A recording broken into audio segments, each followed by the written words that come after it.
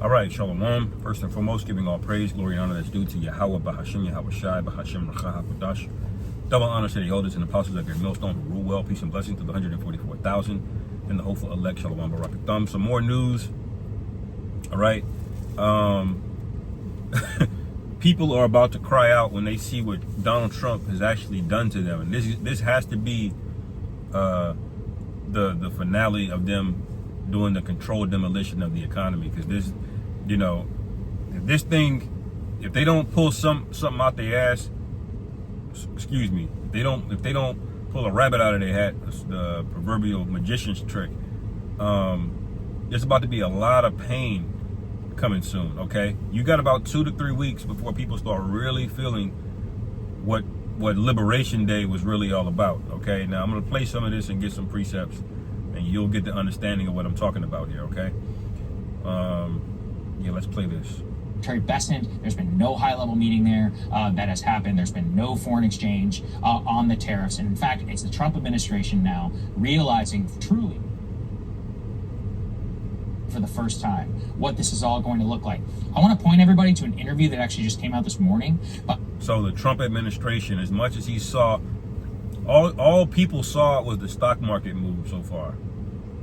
They saw the stock market move. They saw, you know, nominal values go up and down, like the stock market, the bond market, the U.S. dollar index, gold. Those are all prices on paper. Those things started going wonky, but the actual effects have not actually hit yet, okay? So this is, the market tends to predict or react before the real pain comes, because the market is always looking forward. It's always speculating, okay? So that's why we saw that pretty much the same day or the same week of Liberation Day. We saw the markets go down, and then Trump tried to do the pause. The stock markets went back up, but hey, the real impacts are on the way still, okay? A guy named David Wu, and actually he was the former analyst over at Bank of America, just a Trump supporter, somebody who supported not only Donald Trump, but even renegotiation of trade. Something he warns of in his latest episode is that you are going to see widespread disruption, like you said, even if you back off today, with shortages in shelves, price increases that will hit in the next 2-month period. All of this is unavoidable, even if there was a capitulation tomorrow, which doesn't. Right, you heard that? So it takes them, the average shipment from China, I believe she may get to it, I may have skipped over it already, but the average length of time from China to America is 30 days for LA.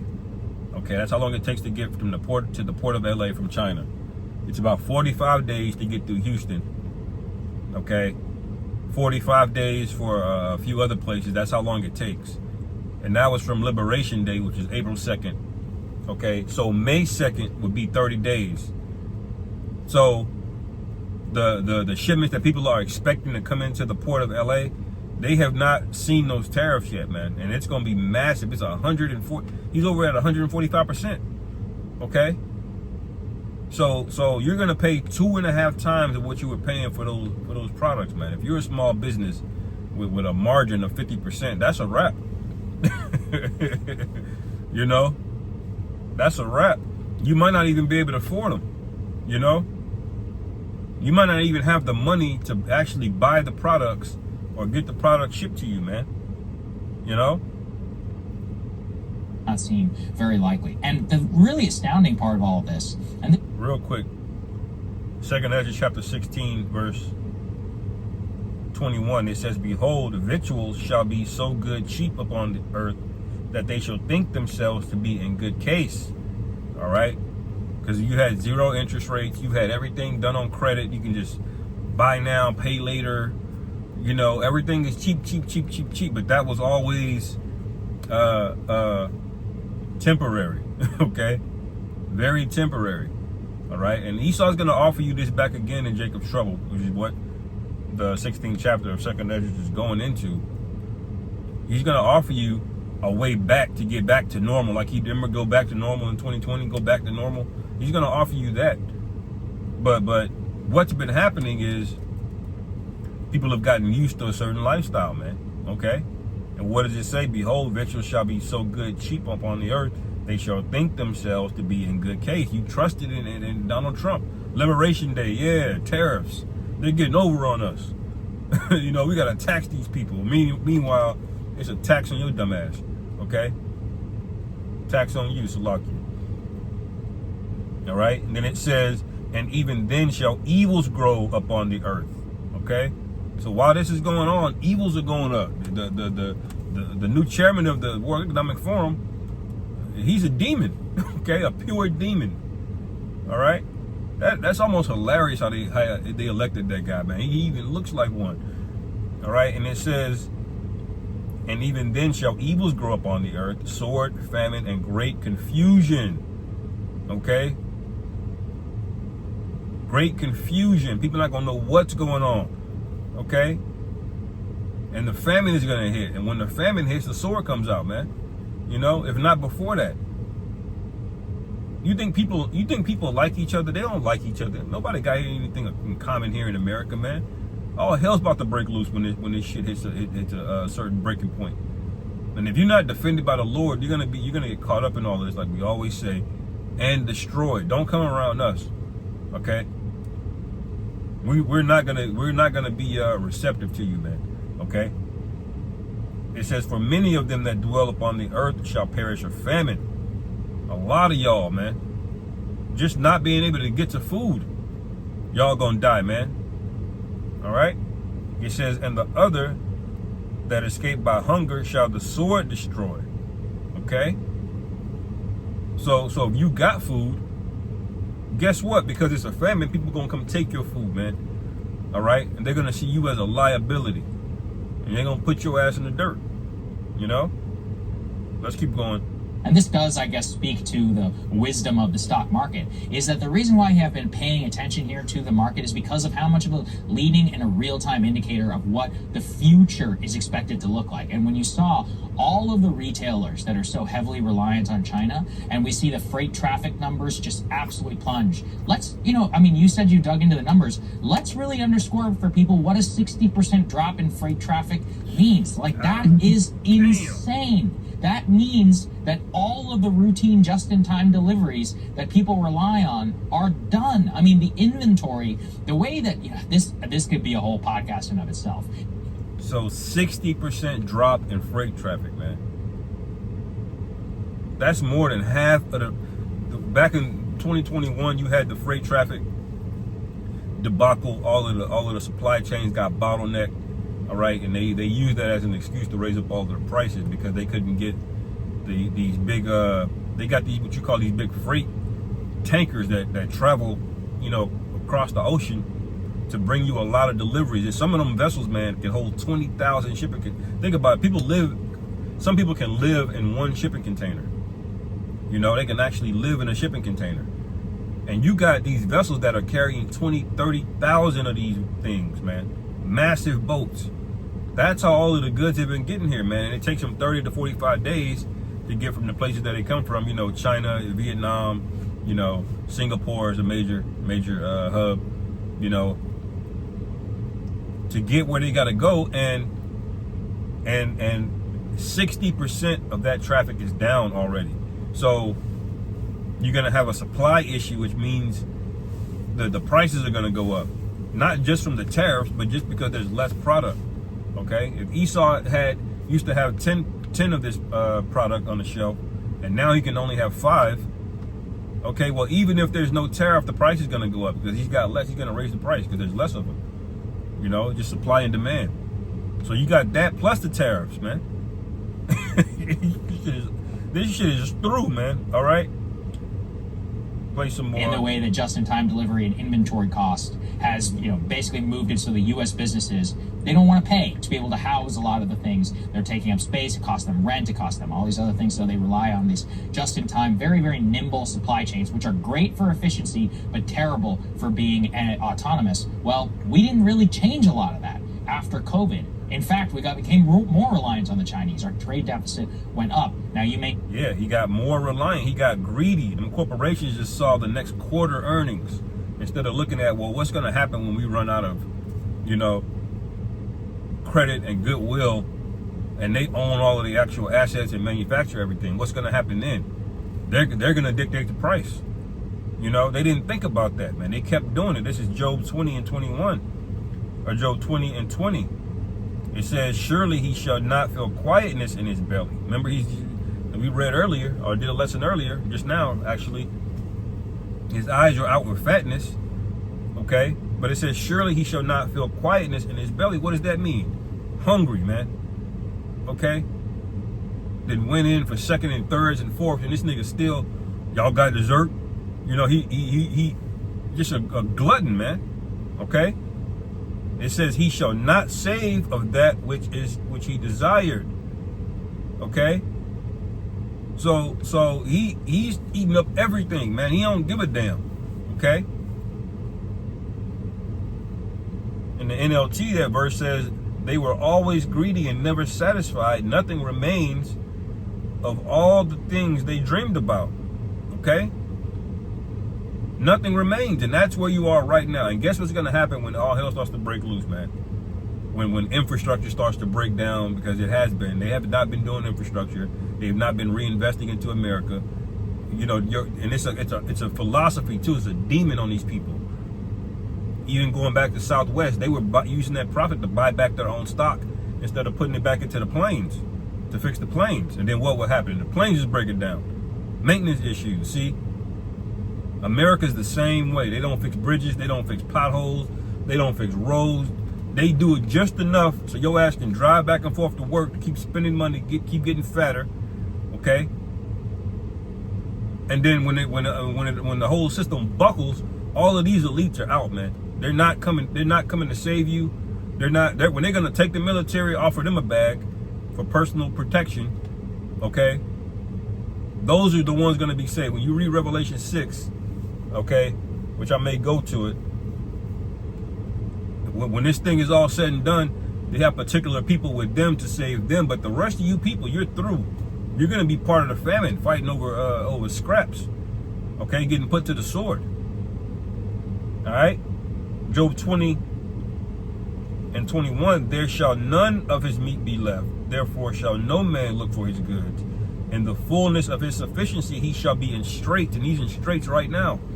Okay, he's caught up between, do I raise the interest rates or keep the interest rates higher, and then watch everything cost too damn much and people still, you know, lose faith in the dollar, or do I lower interest rates? You know, the stock market goes up, but then inflation starts to skyrocket again. Okay, there's no other solution. He's gonna have to make a new system. I keep saying that. Okay. He's in dire straits. The conventional way, the way of life that you've known it, it's basically over with. Okay, you might as well get your mind ready for the time of trouble to come, which we're at the door of it. Okay, it says, every hand of the wicked shall come up on him. Okay, may say, yeah, let's do something about it. I agree, but guess what? It's going to cost a lot of money coming from the United States government to be able to incentivize any of that. And we don't see a single dollar that has yet been appropriated for any of those purposes. So this is about as bad as it gets. And that's something that I'm pointing people to the David Wu podcast, because he is someone who supported the administration and supports many of the goals of the administration. He says you cannot point to a single triumph economically from the Trump administration, from its stated agenda, from Doge cuts to the trade war and his disapproval. These are serious people, serious people who actually want to see many of the things that Trump allegedly says that he wants to do and says that it's not happening.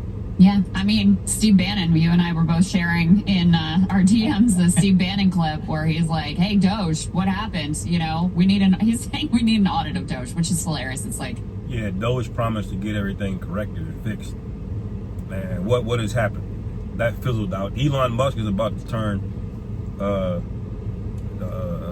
super demon. He's about to turn into a super demon because his company is flailing. Now he's leaving Doge in May. Okay. In the next two weeks to a month, you're gonna start feeling it out here. Okay. I think Dave Weigel tweeted, you need a Department of Government Efficiency monitoring actual fraud. Like, okay, you canceled, this is now my words, not his. Okay, you canceled some programs that like you didn't like because of their ideological valence, or at least your sense of their ideological valence. But by any metric, even the metrics they set out, even with their phony inflated numbers, total and complete failure, but real destruction. And I mean, it's kind of similar here with tariffs, total and complete failure, but real catastrophic destruction. And when you're talking about supply chains, you're talking about what are the prices are going to be, what's going to even be available to consumers, what's going to be on the shelves, and you're talking about jobs. I mean, just if you taking the consumer side of it out of it altogether, you know, the trucking industry is massive. Trucking, that's one of the top jobs for non-college educated men. That's going to take a huge hit. 60% freight drop. Okay, the trucking industry is going to see a massive ripple from that. Okay, because that's a direct correlation. Basically, when you look at the back of an 18-wheeler, that essentially is a shipping container. They can basically put one of those on the back of their truck and to hitch it to their trailer on those 18-wheelers. Okay, that's essential. That's a standardized size. You got the 48 foot and you got the 53 foot. Okay. You know, my brother-in-law back in the day used to drive those trucks. He got a CDL, and look, if a 60% freight drop, that's gonna hurt a lot of brothers that are, well, not necessarily, but some brothers drive trucks, you know, but men that are out there that do trucking for a living, man. But you know, at the end of the day, we're gonna be protected in all of this, okay? Of the people that work at the ports and make sure that your goods are unloaded and brought to the stores, I mean, all of that is going to take a huge hit. Not to mention, we covered yesterday, we already have, if one of the supposed goals is to increase U.S. manufacturing, you already have so many U.S. manufacturers, including Stellantis, including 200-year-old paper mill that's having to shut its doors. They're already saying... Yeah, but they're not really manufacturers anymore. They're assemblers, okay? Stellantis, these auto companies, Ford and GM, they all claim to be American, but they have assembly plants, okay? They don't make the iron. They don't fabricate the parts. They get a lot of those parts from, guess where they get them from? You know, China, okay? They assemble it here. That's what they're doing at these plants. But they still got to order a lot of those parts from China. A lot of the steel mills from the Rust Belt, that all got shut down. A lot of the steel fabrication, part manufacturing, they outsourced that to China a while ago, man. A huge chunk of it, man. You know? So when you say it's made here, it's really assembled here. Just like California, Apple says it's designed in California on the iPhone. But they don't make it in California. They design it there, okay? Where do they actually make it? In China, okay? China, Vietnam, okay? Hey, we have to do layoffs now. Like, forget about investing more. We actually need to cut back. Now, some of these companies use any excuse to lay off people, and I'm sure that's some of what is going on right now.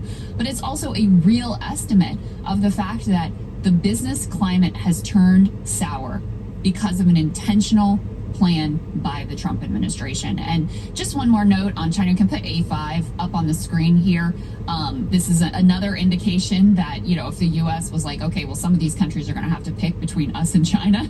The writing is increasingly on the wall what direction they're leaning. The European Parliament is at final stages of talks with China to remove sanctions on lawmakers. So just an indication of like thawing of relations there that could open the door to more direct negotiations between Europe and China, and, you know, improve trade relationships there. And Europe, they're going to side with China when it's all said and done, okay? They're too at ease over there as well, man. Okay, you got a lot of cities of unwalled villages over there as well. Okay, they're completely reliant on their comforts here, man, because it's all part of one beast. Okay. Wow, but I do think China's role here is really important. You know, they sort of set the tone of, hey, we're not falling in line here. We're not capitulating to this bullying. We are going to hold the line. We're going to, you know, we're going to retaliate. And they said, okay, we're retaliated to a certain point. That's it. That's all we're going to do. And we're going to wait and see what the U.S. does. I think if they... Yeah, because China, they knew they already struck a final blow. It just hadn't sunk in yet. kind of like a boxer. Like I watched the Ryan Garcia clip, and that left hook came in so quick. The other fighter was still swinging, but you know, it ain't. He still had a little bit of consciousness left, but he was still out basically on his feet. But he was still kind of swinging. That's what America is doing. That's why China stopped raising their tariffs, because they said, well, we already know we've done enough to destroy you. Just let it sink in. You know, and Trump coming back with another 145, and I'll do 245. That was America swinging out on their feet, because they didn't realize that China already did enough retaliation to knock you out of it, man. Okay? You just haven't felt the effects of it yet, which you're about to feel coming soon. Okay? They had capitulated and offered concessions pretty quickly.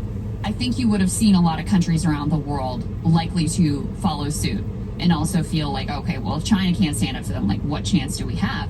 And so I do think that China's posture is part of the reason why, as of today, you know, 8:12 in the morning, April 24th, we have 0 deals that have been, you know, that have been finalized, that are crafted, that are anywhere near some sort of final state. We have 0. When they start dumping these treasury bonds, you know, or when the demand, when the supply gets so high for treasury bonds and the demand is so low, the price of them are going to crater. Okay, the price of the bond market, I'm telling you, it's going to be bad. Okay, anyway, ending it there. A little willingness is edifying. On to the next. Shalom.